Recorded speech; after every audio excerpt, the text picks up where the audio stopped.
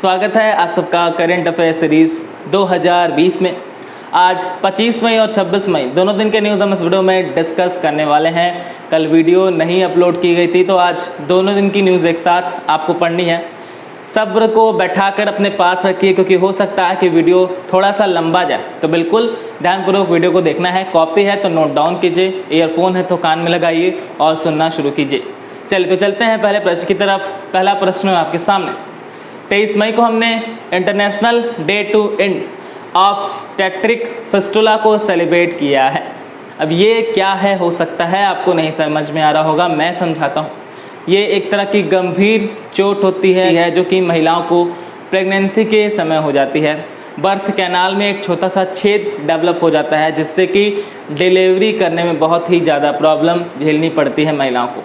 तो इसके बारे में लोगों को अवेयर करने के लिए कि जब भी जो महिलाएं प्रेग्नेंट होती हैं उनको बहुत ही सुरक्षित देखभाल करनी होती है, खुद की बहुत ही ध्यानपूर्वक चीज़ों को करना होता है, इसके बारे में इस दिन को सेलिब्रेट किया जाता है।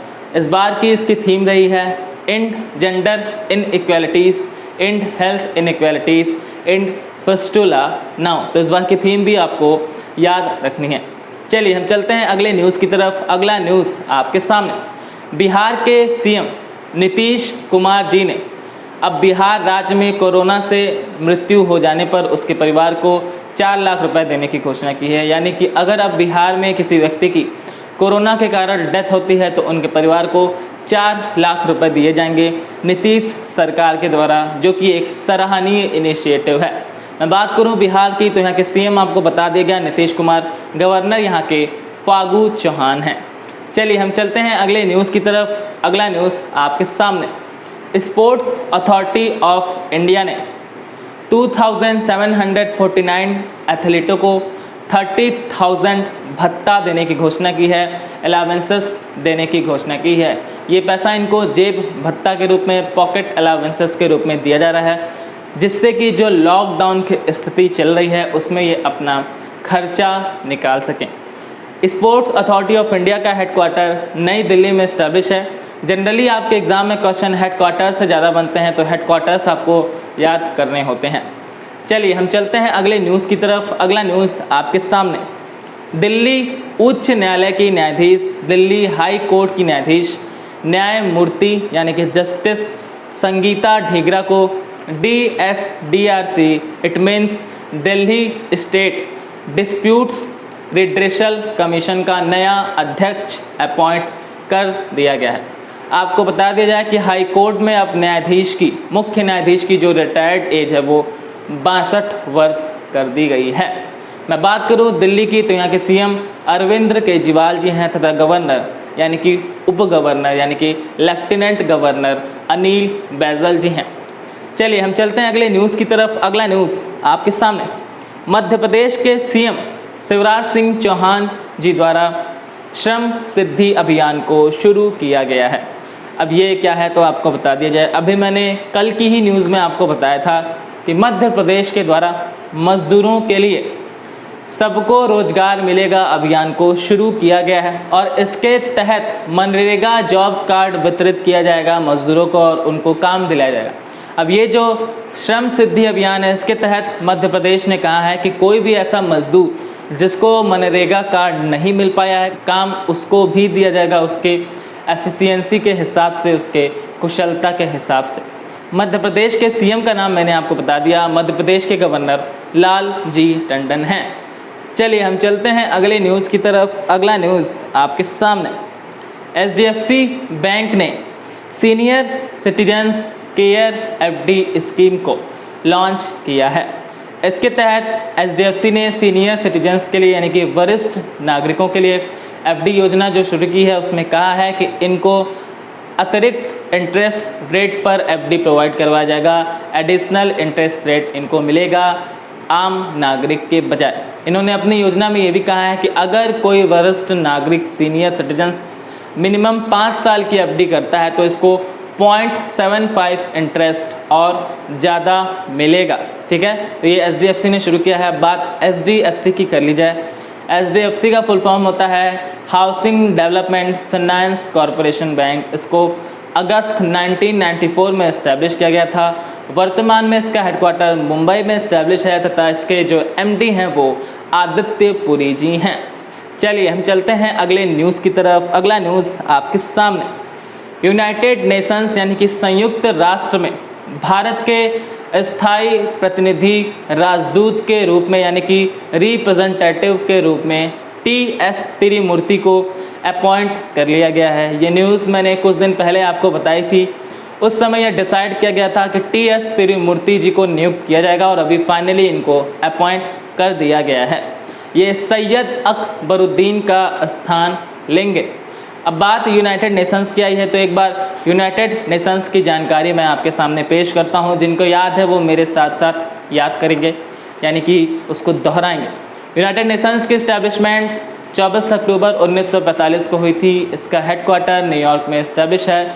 वर्तमान में इसके सेक्रेटरी जनरल एंटोनियो गुटेरेस हैं। चलिए हम चलते हैं अगले न्यूज़ की तरफ। अगला न्यूज़ आपके सामने, अभिनेता मोहित बघेल जी का निधन हो गया है। आप लोगों ने अगर रेडी मूवी देखी है तो उसमें सलमान खान के साथ जो छोटे अमित चौधरी का रोल निभाते हैं वही हैं अमित बघेल और इनका मात्र 27 वर्ष की आयु में निधन हो गया है। ये कैंसर से पीड़ित थे।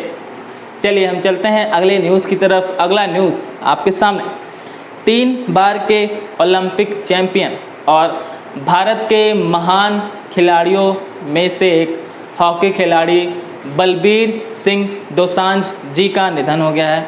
इन्हें बलबीर सिंह सीनियर के नाम से भी जाना जाता था। इन्होंने 1956 में भारत के कप्तान के रूप में भी एक अहम भूमिका निभाई थी। इनके निधन पर हमारे प्रधानमंत्री जी ने, हमारे राष्ट्रपति जी ने तथा बहुत सारे अधिकारियों ने शोक व्यक्त किया है। चलिए हम चलते हैं अगले न्यूज़ की तरफ। अगला न्यूज़ आपके सामने, फिक्की FLO यानी कि फिक्की लेडीज़ ऑर्गेनाइजेशन ने अपने नए अध्यक्ष के रूप में जहानबी फूकन को अपॉइंट किया है। फिक्की यानी कि federation of Indian chamber of commerce and industry, ये जो संस्था है FLO फिक्की लेडीज़ ऑर्गेनाइजेशन, ये महिलाओं के आर्थिक सशक्तिकरण के लिए कार्य करता है। इसका हेडक्वार्टर न्यू दिल्ली में इस्टेब्लिश है तथा वर्तमान में इसकी MD संगीता रेड्डी जी हैं। चलिए हम चलते हैं अगले न्यूज़ की तरफ। अगला न्यूज़ आपके सामने, स्वास्थ्य मंत्रालय यानी कि हेल्थ मिनिस्ट्री ने ड्रग रेगुलेटरी सिस्टम में सुधार करने के लिए राजेश भूषण की अध्यक्षता में एक कमेटी यानी कि एक समिति का निर्माण किया है। राजेश भूषण जी इसके अध्यक्ष हैं और ये 11 मेंबर्स की कमेटी है जो कि ड्रग रेगुलेटरी सिस्टम को सही करेगी, यानी हमारे यहाँ की जो दवा वितरण सेवा है उसको सुधारने की कोशिश करेगी। बात की जाए कि वर्तमान में हमारे हेल्थ मिनिस्टर कौन है तो डॉक्टर हर्षवर्धन सिंह जी हमारे हेल्थ मिनिस्टर हैं। मैं आपको ये सारे डिटेल्स हर बार याद कराने की कोशिश करता हूँ और ये आपका काम है कि आप इसको सुने और लर्न करें। कॉपी में नोट करेंगे तो बेहतर है। बहुत सारे लोग खुद से भी करंट अफेयर्स नोट करते हैं और बहुत सारे लोग मेरे वीडियोस को ही देख के नोट्स करते हैं। तो आप खुद से भी नोट कर सकते हैं, आप मेरे वीडियोस को भी फॉलो कर सकते हैं, जैसे भी करिए। पर जितना ज़्यादा से ज़्यादा आप करंट अफेयर से टच में रहेंगे उतना ज़्यादा से ज़्यादा आपको फ़ायदा होगा। यानी कि अगर आप खुद से भी करंट अफेयर्स लिखते हैं उसके बाद अगर आप मेरे वीडियोस को सुनते हैं तो जाहिर सी बात है कि हो सकता है आपने 4 से 5, 6 न्यूज़ लिखी हो और मैं आपको 10 से 12 न्यूज़ बता रहा हूँ तो 2-4 न्यूज़ आपको एडिशनल मिलती है। दूसरा, आपने जो लिखा है अगर आप उसको दोबारा सुनते हैं तो वो आपको और बेहतर कार्य करती है क्योंकि वो आपको बहुत अच्छे से समझ में आती है। मैं न्यूज़ सिर्फ सुनाने से मतलब नहीं रखता हूँ, मैं उस न्यूज़ का मतलब समझाने की पूरी कोशिश करता हूँ कि एक्चुअल में वो न्यूज़ आपसे क्या रही है। तो जब आप न्यूज़ को अच्छी तरीके से समझ लेते हैं तो मेरे हिसाब से आपको याद करने की उसको ज़रूरत नहीं पड़ती है। क्यों? क्योंकि आपने उसको अच्छे से समझ रखा होता है। तो आपको एक हैबिट डेवलप करनी होती है। डेली बेसिस पर आपको 10 से 15 मिनट का टाइम निकाल के ये वीडियोस देखनी होती है। ये वीडियोस मैं अपने फ़ायदे से नहीं बना रहा हूँ, ये आप सभी स्टूडेंट्स के लिए मेरे द्वारा बनाया जा रहा वीडियोस है। इसमें आप ही का फ़ायदा है। आप देखेंगे तो आपको चीज़ें लर्न होगी। मैं वीडियोस बनाऊं या ना बनाऊं उसमें मेरा पर्सनल कोई भी फ़ायदा नहीं है। तो आप सबको ये हैबिट डेवलप करनी है कि आप डेली बेसिस पर उठिए, शाम में, सुबह में, दिन में, रात में, जब भी आपके पास समय है वीडियो को देखिए। आपसे क्वेश्चन के लास्ट में सारी न्यूज़ के बाद कुछ क्वेश्चंस पूछे जाते हैं, उनको आंसर करने की कोशिश कीजिए। ज़रूरी नहीं है कि वीडियो सुबह अपलोड हो रहा है, आप शाम को देख रहे हैं तो शाम को आंसर नहीं दे सकते हैं। आप जब भी देखिए, आंसर देने की भी हैबिट डेवलप कीजिए, क्योंकि जब आप आंसर देंगे तो आपको वो क्वेश्चन खुद ब खुद याद हो जाएगा। और दूसरा, अगर मैं देखूँगा कि आपकी जो एंगेजमेंट है वो मेरे से अच्छी है, यानी आपको वाकई में चीज़ें समझ में आ रही हैं, तो ही फिर मैं वीडियो को आगे कंटिन्यू करूँगा। ये आपके ऊपर डिपेंड करता है कि आप क्या चाहते हैं। चलिए हम चलते हैं अगले न्यूज़ की तरफ। अगला न्यूज़ आपके सामने, मिज़ोरम सरकार ने खेलों को उद्योग का दर्जा दे दिया है। ऐसा डिसीजन इन्होंने खेलों को और वृहद स्तर पर बढ़ावा देने के उद्देश्य से किया है, जिससे कि लोगों का स्पोर्ट्स में इंटरेस्ट जागे, लोग स्पोर्ट्स में इन्वेस्टमेंट करना शुरू करें और स्पोर्ट्स को अपने राज्य स्तर पर बढ़ावा दिया जा सके। मैं बात करूं मिज़ोरम की, तो यहाँ के सीएम जोरमथंगा हैं तथा गवर्नर श्रीधरन पिल्लाई जी हैं। चलिए हम चलते हैं अगले न्यूज़ की तरफ। अगला न्यूज़ आपके सामने, सरकार की 100% क्रेडिट गारंटी स्कीम के तहत बैंक ऑफ बड़ौदा ने एमएसएमई सेक्टर्स के लिए 12,000 ऋण देने की घोषणा कर दी है। तो ये एक बहुत बड़ी घोषणा है। बैंक ऑफ बड़ौदा के द्वारा 12,000 करोड़ रुपया एमएसएमई सेक्टर्स को प्रोवाइड कराया जाएगा। एमएसएमई यानी कि micro small and medium enterprises, सूक्ष्म लघु और मध्यम उद्योग। अब बात की जाए बैंक ऑफ बड़ौदा की, तो बैंक ऑफ बड़ौदा को 1908 में इस्टेब्लिश किया गया था। वर्तमान में इसका हेडक्वार्टर वडोदरा में है, जो कि गुजरात में इस्टेब्लिश है। इसके चेयरमैन जो हैं वो वर्तमान में हसमुख अधिया हैं तथा वर्तमान में जो इसके एमडी हैं वो संजीव चड्ढा जी हैं। तो बैंक ऑफ बड़ौदा की सारी डिटेल्स मैंने आपको बता दी है। बात कर ली जाए कि वर्तमान में हमारे एमएसएमई मिनिस्टर कौन है, तो नितिन जयराम गडकरी जी वर्तमान में हमारे एमएसएमई मिनिस्टर हैं। एक क्वेश्चन से बहुत सारी डिटेल्स दी जाती है और हर चीज़ मैं स्क्रीन पर लिख नहीं सकता हूँ, तो अगर एडिशनल चीज़ आपको बताई जा रही है उसको भी कॉपी में नोट किया करिए, वो भी आपके लिए फ़ायदेमंद होती है। चलिए हम चलते हैं अगले न्यूज़ की तरफ। अगला न्यूज़ आपके सामने, प्रधानमंत्री नरेंद्र मोदी जी ने बंगाल में आए तूफान अम्फान के लिए 1,000 करोड़ रुपए की मदद करने की घोषणा कर दी है। पश्चिम बंगाल में ये जो तूफान है ये भारी तबाही लेके आया है और राज्य सरकार को, पश्चिम बंगाल राज्य सरकार को लगभग 1 लाख करोड़ रुपए का नुकसान हुआ है, ऐसा वहाँ की सीएम ममता बनर्जी द्वारा कहा जा रहा है। तो अभी इन्होंने 1,000 करोड़ यानी कि प्रधानमंत्री जी ने 1,000 करोड़ रुपए की मदद देने की घोषणा की है। पश्चिम बंगाल की सीएम ममता बनर्जी जी हैं तथा गवर्नर जगदीप धनखड़ जी हैं। चलिए हम चलते हैं अगले न्यूज़ की तरफ। अगला न्यूज़ आपके सामने, दिलीप ओमान जी को इंडियन स्टील एसोसिएशन का नया प्रेसिडेंट अपॉइंट कर लिया गया है। इंडियन स्टील एसोसिएशन का हेडक्वार्टर न्यू दिल्ली में इस्टेब्लिश है। चलिए चलते हैं अगले प्रश्न की तरफ। अगला प्रश्न आपके सामने, oil and gas producer company ONGC और भारत की विद्युत निर्माता कंपनी NTPC यानी कि नेशनल थर्मल पावर कॉरपोरेशन ने दोनों ने एक समझौता किया है। किस लिए किया है, तो रिन्यूएबल एनर्जी को बढ़ावा देने के उद्देश्य से। रिन्यूएबल एनर्जी को विश्व स्तर पर बढ़ावा देने के पर्पस से दोनों कंपनियों ने एक साथ समझौता किया है। दोनों कंपनियों का हेडक्वार्टर भारत की राजधानी नई दिल्ली में इस्टेब्लिश है। नई दिल्ली के सीएम अरविंद केजरीवाल जी हैं तथा नई दिल्ली के लेफ्टिनेंट गवर्नर अनिल बैजल जी हैं। चलिए हम चलते हैं अगले न्यूज़ की तरफ। अगला न्यूज़ आपके सामने, केंद्रीय पर्यावरण वन और जलवायु परिवर्तन मंत्री कौन है? मन में याद कीजिए। अगर आंसर मिल गया कि केंद्रीय पर्यावरण वन और जलवायु परिवर्तन मंत्री कौन है तो बेस्ट है, अच्छी बात है। अगर नहीं है तो आपको याद करने की ज़रूरत है, मिनिस्ट्री आपको याद होनी चाहिए, आपके एग्ज़ाम यहाँ से क्वेश्चन बनता है। तो मैं एक बार फिर से बोलता हूँ, केंद्रीय पर्यावरण वन और जलवायु परिवर्तन मंत्री, बोल दिया जाए नाम, बोल दिया जाए प्रकाश जावड़ेकर जी ने वर्ल्ड बायोडाइवर्सिटी डे पर 5 इनिशिएटिव्स को लॉन्च किया है।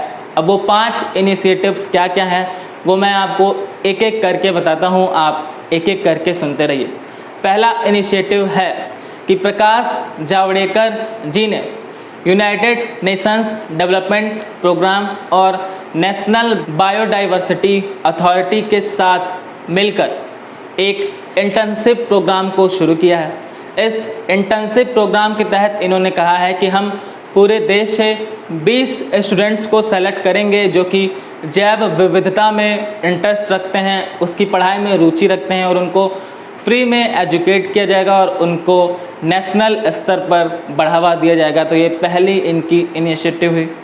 दूसरा, इन्होंने घोषणा किया है कि लुप्त प्राय जानवर जो होते हैं, यानी कि ऐसे जानवर जिनकी प्रजाति बिल्कुल खो रही है और उनकी जो अवैध तस्करी की जाती है, इल्लीगल उनकी जो मार्केटिंग की जाती है, उसके साथ इन्होंने UNEP यानी कि यूनाइटेड नेशंस एनवायरनमेंट प्रोग्राम के साथ मिलकर एक प्रोग्राम को शुरू किया है। तो ये उनका दूसरा इनिशिएटिव हुआ। तीसरा इनिशिएटिव इन्होंने क्या शुरू किया है, इन्होंने WWF यानी कि world wide fund for nature के साथ मिलकर एक वेबिनार सीरीज़ को लॉन्च किया है। चौथा, इन्होंने फिर से world wide fund for nature के साथ मिलकर मानव जाति के बारे में लोगों को जागरूक करने के लिए एक अभियान शुरू किया है।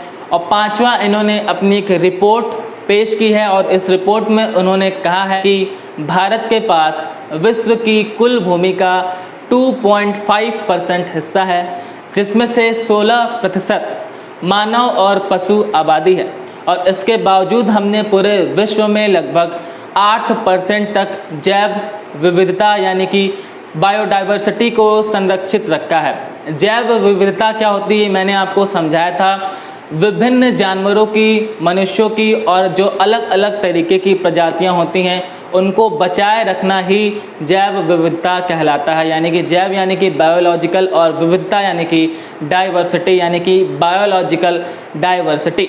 तो आई होप कि आपको ये सारी चीज़ें समझ में आ गई होगी। इन 5 इनिशिएटिव्स में जो लास्ट वाले इनिशिएटिव्स है जिसमें कि बताया गया है कि इनकी रिपोर्ट क्या है, उसको याद रखिएगा।